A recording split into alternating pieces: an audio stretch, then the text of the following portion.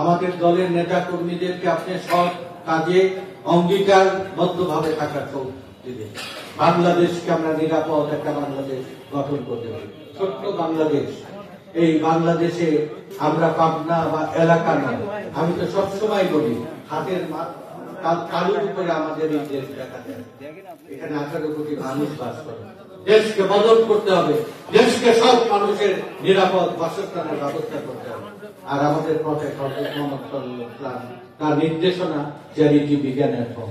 তোমার ঘর থেকে, তোমার প্রতিবেশী, তোমার পরিবার থেকে তুমি সাহায্য শুরু করো।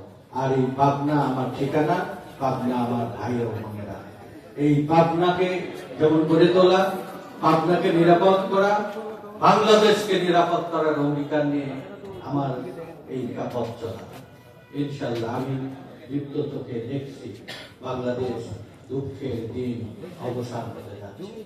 সুদিন আমাদের জন্য অপেক্ষা করছে।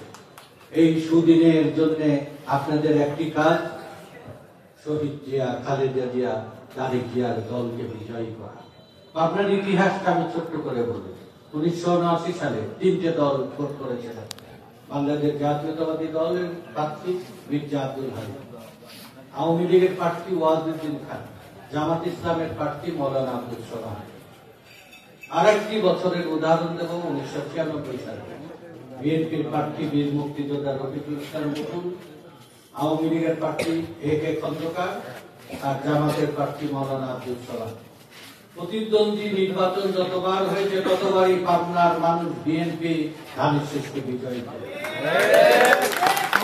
আর 7 বার বিএনপির পক্ষ থেকে জামাতকে সমর্থন করা হয়েছে তাকে বিজয়ী করার জন্য।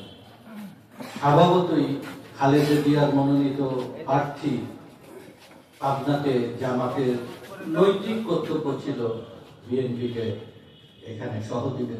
7 বার আপনি সাহায্য সহযোগিতা নিয়েছেন, একটিবার খালেদা জিয়ার কথা মান্য করেন। তারা প্রতিদ্বন্দ্বিতা করছে, আমার কোন অভিযোগ তাদের বিরুদ্ধে, কোন বিশদ কারণে।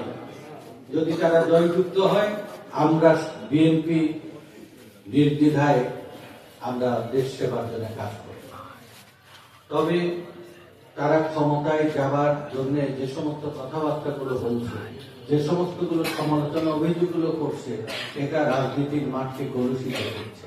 আমরা রাজনীতির মাঠকে কলুষিত হতে দেব না, বাংলাদেশকে আমরা ব্যর্থ হতে দেব না।